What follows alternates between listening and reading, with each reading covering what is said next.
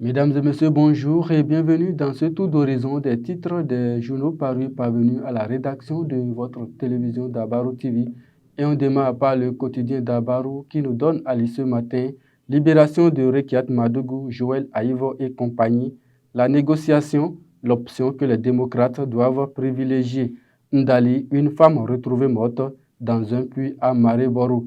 Toujours avec le quotidien Dabaro, mais cette fois-ci à Bomé-Calavi, il empoisonne un Zémidjan et tente d'emporter sa moto. Finale du concours festival du court-métrage Clap Ivoire, le Bénin lance un appel à film. C'est à lire à la page 4 du journal. Et on passe au journal Le Grand Regard ce matin, de moins en moins agaçante. Madougou joue la carte de la docilité avec talent. C'est une interrogation à lire à la page 2 du journal. Cherté de Via Paracou, le prix du maïs fait grincer les dents. Football au Bénin. Omeki vise la Coupe du Monde 2026. Le journal Matin Libre à présent réplique des avocats de Rekia Madougou. Un coup de droit au juge Serhueto. Intos, Rekiat Madougou, toujours en prison et malade. Déclaration de Rabat pour améliorer la santé des réfugiés et des migrants. Le potentiel à présent, mauvaise gestion des coopératives d'aménagement rural du Mono. La plainte contre d'anciens administrateurs dort au parquet de Lokossa. Sanction de la FIFA contre un club béninois, Ofmas Sad, condamné à verser 7 millions à son ancien coach.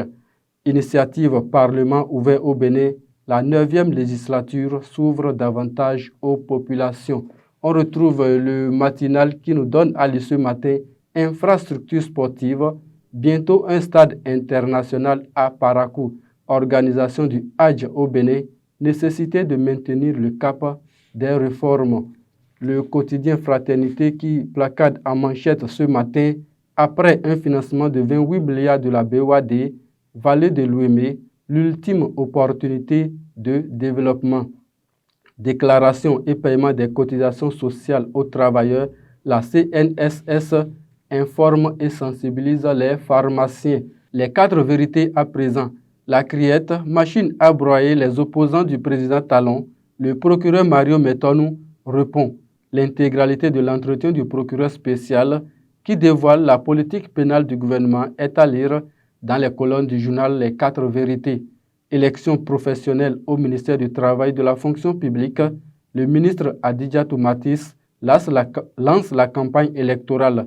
4 organisations syndicales pour l'élection du 19 juillet prochain. Et on retrouve le quotidien L'événement précis. Justice, le gouvernement interpellé sur la détention de Joël Aïvo. C'est à lire à la page 4 du journal.